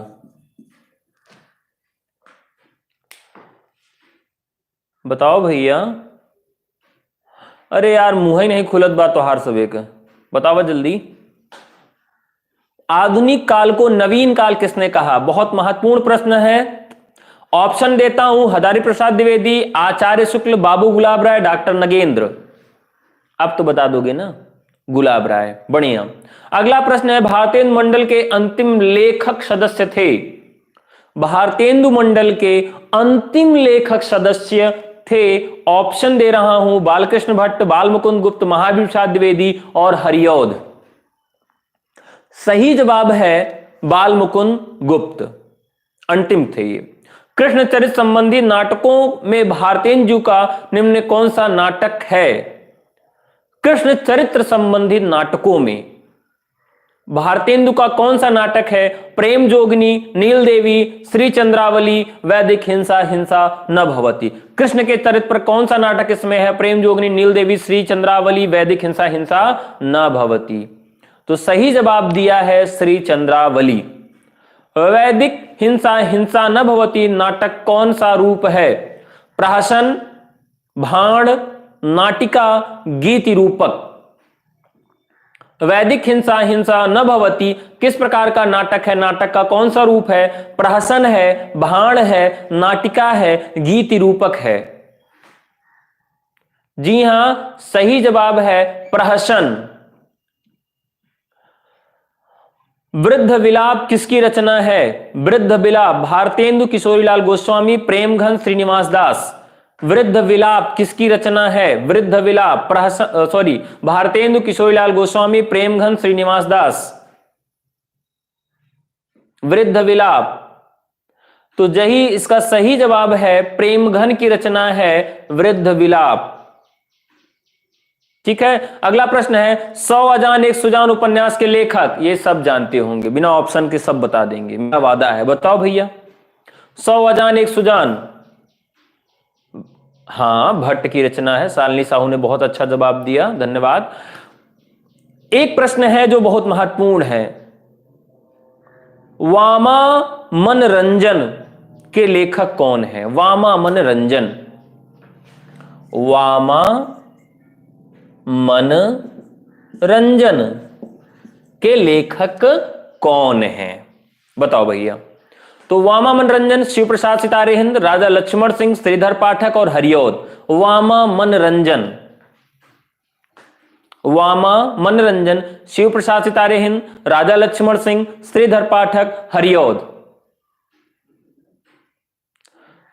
कौन है? शिव प्रसाद सितारे हिंद, सही बात है। वीरेंद्र वीर उपन्यास के लेखक कौन है? गोपाल राम गहमरी, बालकृष्ण भट्ट, देवकी नंदन खत्री, भारतेंदु। वीरेंद्र वीर उपन्यास, वीरेंद्र वीर, गोपाल राम गहमरी, बालकृष्ण भट्ट, देवकी नंदन खत्री, भारतेंदु। जी हां, देवकी नंदन खत्री इसका सही जवाब है। त्रिवेणी उपन्यास के रचनाकार, इस बार पूछा जाएगा, त्रिवेणी में लगा हुआ था महाकुंभ, पूछा जाएगा। बताओ त्रिवेणी उपन्यास के रचनाकार कौन है? राधाचरण गोस्वामी, हरिऔध, रामनरेश त्रिपाठी, किशोरीलाल गोस्वामी। त्रिवेणी उपन्यास के रचनाकार, त्रिवेणी उपन्यास राम नरेश त्रिपाठी। त्रिवेणी उपन्यास राम नरेश त्रिपाठी। नूतन ब्रह्मचारी किसकी रचना है? आप तो बहुत जल्दी बता देंगे। बताओ नूतन ब्रह्मचारी किसकी रचना और किस विधा की रचना है? विधा और रचनाकार दोनों बताओ। नूतन ब्रह्मचारी, विधा और रचनाकार।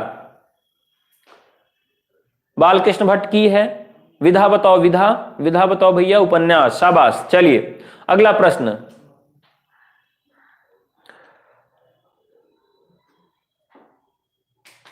यह प्रतिज्ञा पत्र भारतीय स्वाधीनता के इतिहास में स्वर्णाक्षरों में लिखा जाने योग्य है। यह किस पत्र अथवा पत्रिका की प्रशंसा में रामविलास शर्मा जी ने कहा? यह प्रतिज्ञा पत्र भारतीय स्वाधीनता के इतिहास में स्वर्णाक्षरों में लिखा जाने योग्य है। यह किस पत्र अथवा पत्रिका की प्रशंसा में रामविलास शर्मा जी ने कहा?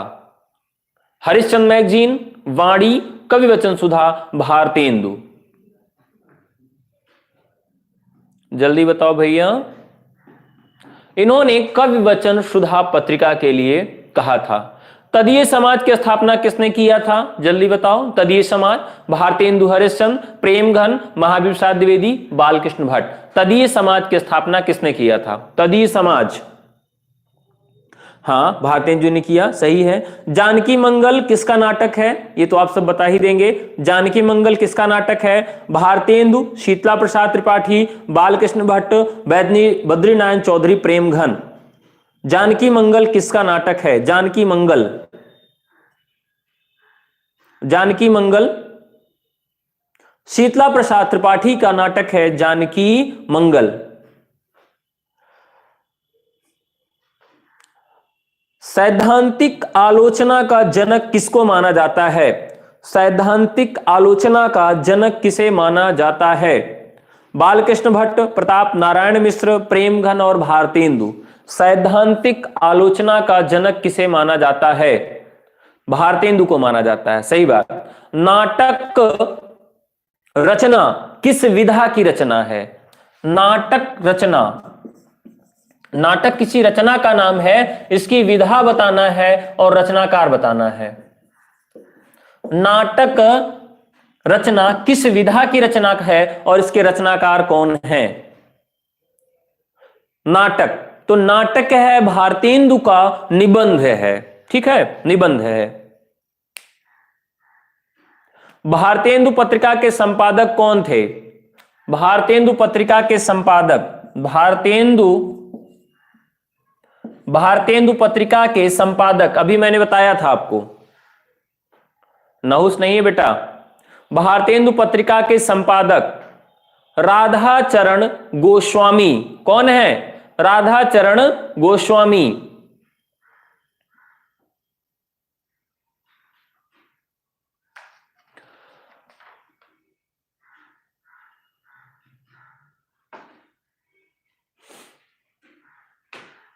अगला प्रश्न है, पीयूष प्रवाह के संपादक थे। पीयूष प्रवाह के संपादक थे। पीयूष प्रवाह के संपादक अंबिका दत्त व्यास, श्रीनिवास दास, देवकी नंदन खत्री और अज्ञे। तो पीयूष प्रवाह के अंबिका दत्त व्यास जी हैं। प्रणयनी परिणय किसका उपन्यास है? प्रणयनी परिणय किसका उपन्यास है? तो परिणय किसका होता है? किशोरियों को होता है, अर्थात किशोरीलाल गोस्वामी। परीक्षा गुरु का समय बता दीजिए, बहुत बार पूछा जाता है। परीक्षा गुरु का समय, परीक्षा गुरु का समय 1882। बढ़िया।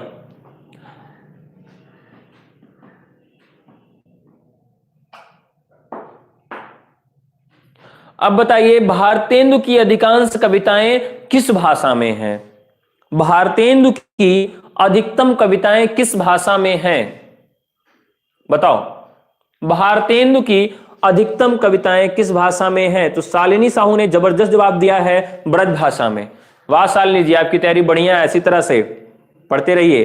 कलिराज की सभा नाटककार हैं। कलिराज की सभा नाटक किसका है? कलिराज की सभा, कलिराज की सभा किसका है? बालकृष्ण भट्ट का है। कलिराज की सभा किसका है? बालकृष्ण भट्ट का है। दशरथ विलाप और फूलों का गुच्छा किस भाषा में लिखी गई रचना है? दशरथ विलाप और फूलों का गुच्छा, दशरथ विलाप और फूलों का गुच्छा किस भाषा में लिखी गई रचना है? खड़ी बोली में। बहुत अच्छा, फिर से अच्छा जवाब। अगला प्रश्न है, निम्न नाटकों में से कौन सा मौलिक नाटक है? विद्या सुंदर, पाखंड विटंबन, मुद्रा राक्षस, प्रेम जोगनी। विद्या सुंदर, पाखंड विडंबन,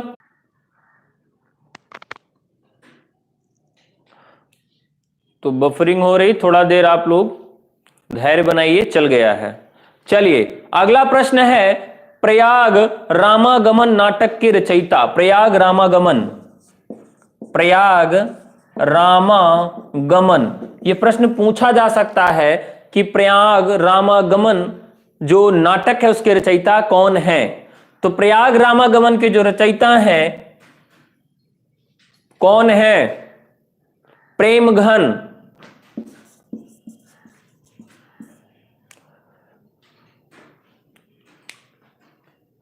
प्रयाग रामागमन चल गया हो तो जल्दी से कमेंट बॉक्स में आप सब आए।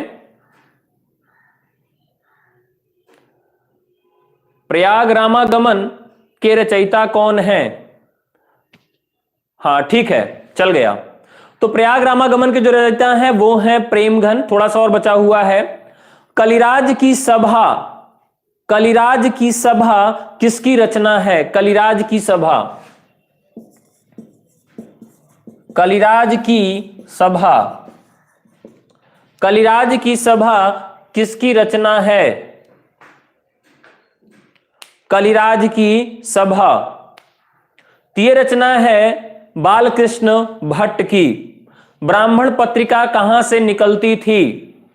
ब्राह्मण पत्रिका कहां से निकलती थी? जी हां, सही जवाब है कानपुर। अगला प्रश्न, आनंद रघुनंदन के रचयिता कौन है? आनंद रघुनंदन के रचयिता, आनंद रघुनंदन के रचयिता, हां सही जवाब है विश्वनाथ। नहुष नाटक के रचयिता कौन है? नहुष नाटक के रचयिता, नहुष नाटक के रचयिता कौन है? नहुष नाटक के रचयिता कौन है? नहुष नाटक, हाँ गिरधर दास हैं।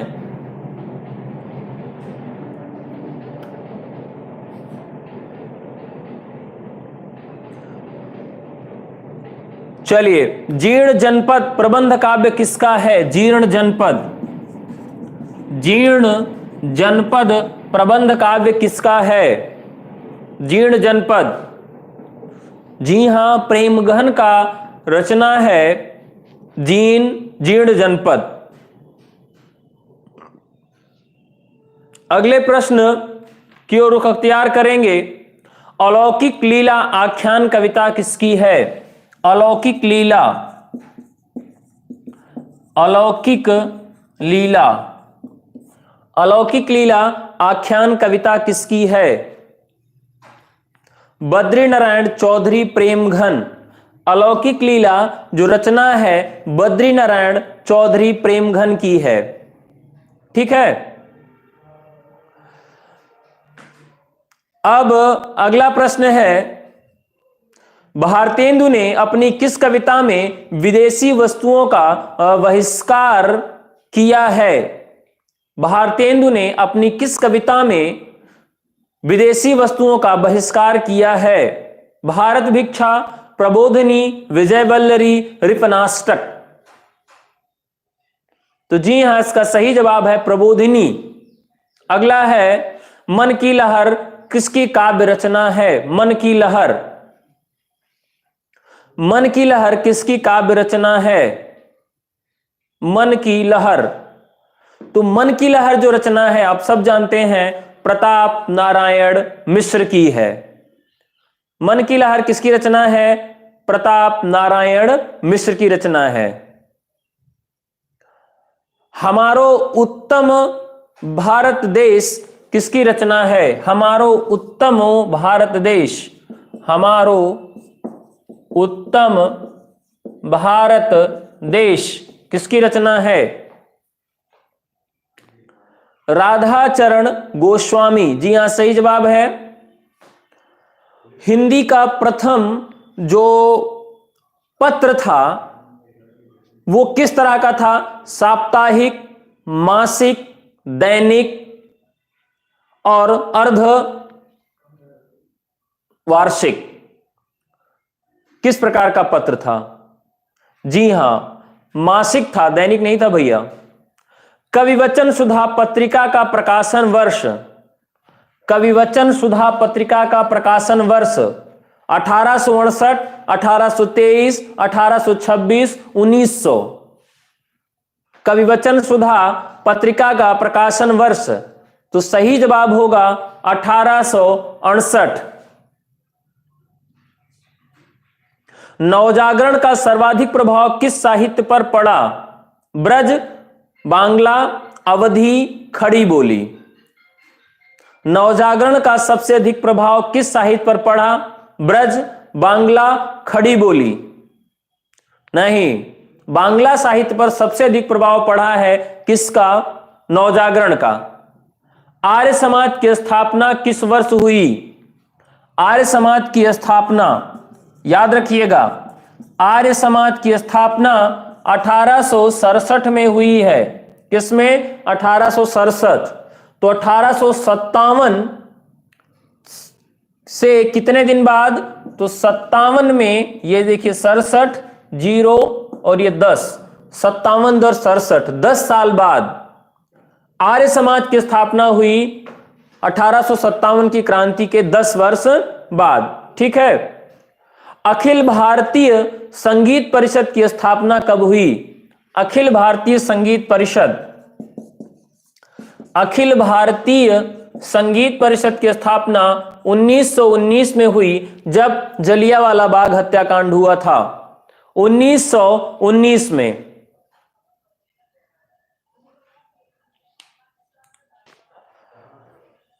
चलिए, किस वायसराय ने 1799 में प्रेस की स्वतंत्रता समाप्त कर दी? किस वायसराय ने प्रेस की स्वतंत्रता को समाप्त कर दिया था? किस वायसराय ने प्रेस की स्वतंत्रता को समाप्त कर दिया था? जल्दी से जवाब दीजिएगा।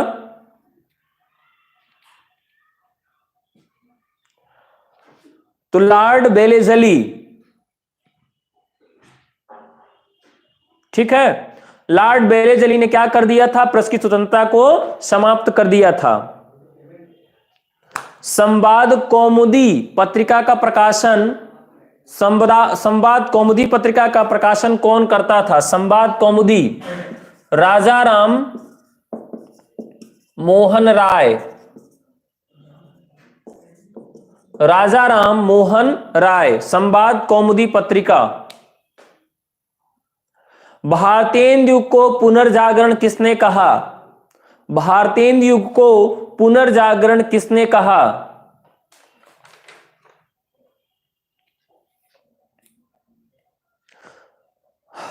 नगेंद्र ने। ठीक है। हिंदी नई चाल में ढली किसने कहा? हिंदी नई चाल में ढली किसने कहा? बढ़िया, भारतेंदु ने कहा। कश्मीर कुसुम किसकी रचना है? कश्मीर कुसुम भारतेंदु हरिश्चंद्र की रचना है। कश्मीर कुसुम। भारतेंदु के कुल नाटकों की संख्या कितनी है? भारतेंदु के कुल नाटकों की संख्या कितनी है? 20, 17, 15, 10। भारतेंदु के कुल नाटकों की संख्या कितनी है? 20, 17, 15, 10। 17। बढ़िया जवाब। तप्त संवरण, तप्ता संवरण किसकी रचना है या नाटक किसका है? तप्ता संवरण किसका नाटक है? तप्ता संवरण 15 नहीं भैया 17 है, याद करके रखो, पूछा जाएगा इस बार प्रश्न। तप्ता संवरण, हाँ बढ़िया, किसका है? श्रीनिवास दास का है। ठीक। यमलोक की यात्रा किसका निबंध है? यमलोक की यात्रा किसका निबंध है? राधाचरण गोस्वामी। यमलोक की यात्रा किसका निबंध है? राधाचरण गोस्वामी। अगला प्रश्न है, वेदांत सूत्र हिंदी गद्य में किसने अनुवाद कराया? वेदांत सूत्र का हिंदी में किसने अनुवाद कराया? वेदांत सूत्र का हिंदी में अनुवाद राजा राम मोहन राय, राजा लक्ष्मण सिंह, अज्ञे पंडित जुगल किशोर शुक्ल। किसने कराया था? राजा ने कराया, राजा राम मोहन राय ने। भारतेंदुगीन साहित्य को जनवादी साहित्य किसने कहा? भारतेंदुगीन साहित्य को जनवादी साहित्य किसने कहा? भारतेंदुगीन साहित्य को जनवादी साहित्य किसने कहा? जनवादी साहित्य, अगर जनवादी नाम आ जाए तो आप ध्यान रखिएगा कि रामविलास शर्मा या किसी आलोचक का कथन हो सकता है। तो रामविलास शर्मा ने कहा।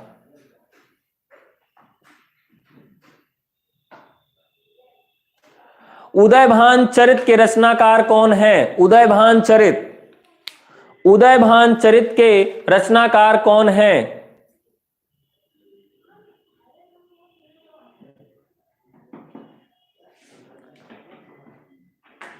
बढ़िया। आधुनिक काल की समय सीमा क्या है? आधुनिक काल कब से कब तक माना जाता है? जल्दी से बताएं। आधुनिक काल की समय सीमा कब से कब तक है? आधुनिक काल की समय सीमा कब से कब तक है? आधुनिक काल की समय सीमा रामचंद्र शुक्ल के अनुसार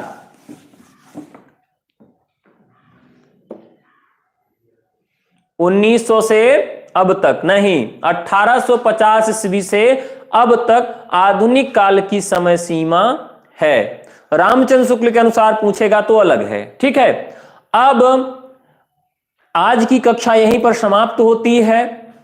कल फिर मिलूंगा, आपसे पूछूंगा द्विवेदी युग, छायावाद और प्रयोगवाद, 3 पर मेरे बातचीत और प्रश्न होंगे। साथ ही साथ अगर आप टेस्ट सीरीज लेना चाहते हैं तो 96, 28, 95, 92, 37 पर TGT हिंदी लिख के भेज दीजिए और आपको टेस्ट सीरीज मुहैया करवा दी जाएगी। साथ ही साथ अगर कोई भी समस्या हो, उससे संबंधित जानकारी लेनी हो तो 88 53 57 51 90 पर आप मुझे फोन कर सकते हैं। 8853575190, 88 53 57 51 90, इस पर आप फोन कर सकते हैं और कोई भी समस्या का समाधान यहां से ले सकते हैं। दूसरा जो थंबनेल पर लिखा गया नंबर है उस पे आप मुझे केवल व्हाट्सएप कर सकते हैं, उस पे फोन नहीं करना है। 96 28 95 92 37, जिस पे लिख के भेजना है TGT हिंदी। आज की कक्षा कैसे लगी जरूर बताइएगा, फीडबैक अपना जरूर दीजिएगा। साथ ही साथ थोड़ा सा काम मेरे लिए और इस चैनल के लिए जो आपका उत्तरदायित्व बनता है, क्योंकि ये आपका चैनल है और मैं यहां पर खड़ा हुआ हूं, आपको पढ़ा रहा हूं तो आपकी वजह से। तो आप अपना कार्य निभाइए और हर एक ग्रुप में इस वीडियो को फिर से शेयर करिए। कल फिर से मिलता हूं, तब तक के लिए तैयारी में लगे रहिए, जुटे रहिए और मेहनत करते रहिए। कल मिलता हूं नए जोश खरोश के साथ, नए प्रश्नों के संकलन के साथ। तब तक के लिए नमस्कार, जय हिंद।